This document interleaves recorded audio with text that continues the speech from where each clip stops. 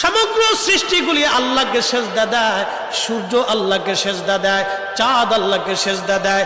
নবী বলেন, সাহাবীরা তোমরা কি জানো সূর্য কোথায় যে ডুবে যায়? সাহাবীরা বলেন, আল্লাহু রাসূলু আলাম, আল্লাহ জানে এবং নবী ভালো জানে। আল্লাহ নবী বললেন, সাহাবীরা রে, সূর্য যেতে যেতে আরশে মুআল্লার নিচে যায় আল্লাহকে সেজদা দিয়া সুবহানা রাব্বিল আলা বলে সূর্য পড়তে থাকে, আর সুবহানা রাব্বিল আলা বলে সূর্য তাসবিহ পড়তে থাকে, আর বলে, হে রব, আপনি যদি অনুমতি দেন পৃথিবীবাসীর জন্য আবার আলো নিয়ে ফিরে যাব, আর অনুমতি যদি না দেন আমি আপনার কুদরতি কদমে সেজদায় পড়ে পড়ে কাঁদতে থাকবো। আল্লাহ নবী বললেন, সূর্য থেকে আমার রব অনুমতি দেওয়ার কারণে সকালবেলা তোমরা সূর্যের আলো পাও। কিয়ামতের পূর্ব সময় অনুমতি দেবে না, দেবে না, দেবে না, দেবে না।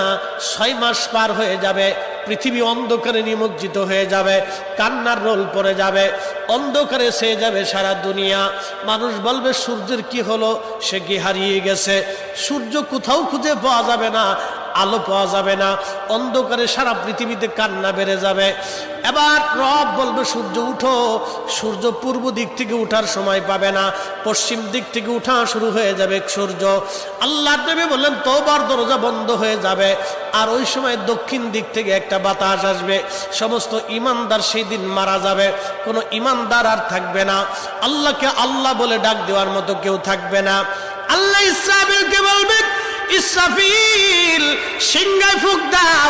আল্লাহর এই ফেরেশতা সিংহা হাতে নিয়ে মুখের কাছে নিয়ে আল্লাহর আরশে মুআল্লার দিকে তাকায় থাকে, একটা সেকেন্ডের জন্য এদিক আর ওদিক করে না।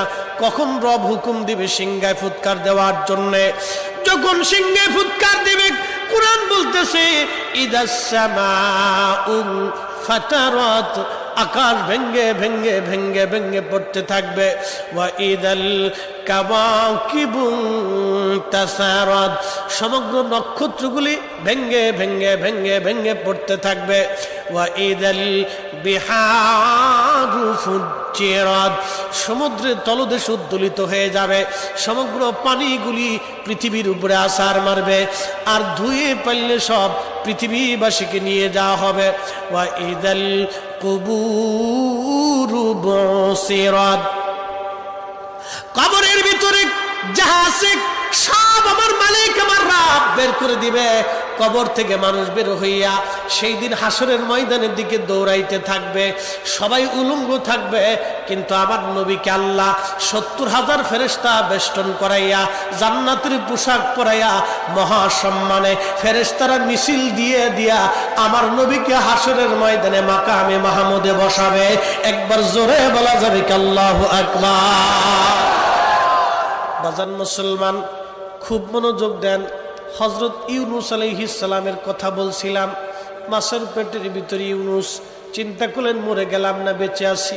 লাড়াচাড়া দিয়ে দেখলেন না বেঁচে আছি। দাঁড়ায় গেলেন খোদার পয়গম্বর, দাঁড়ায় যাইয়া সেজদার মধ্যে পড়ে গেলেন। মাছের পেটের মধ্যে সেজদার মধ্যে পড়ে বলতেছে, লা ইলাহা ইল্লা আনতা সুবহান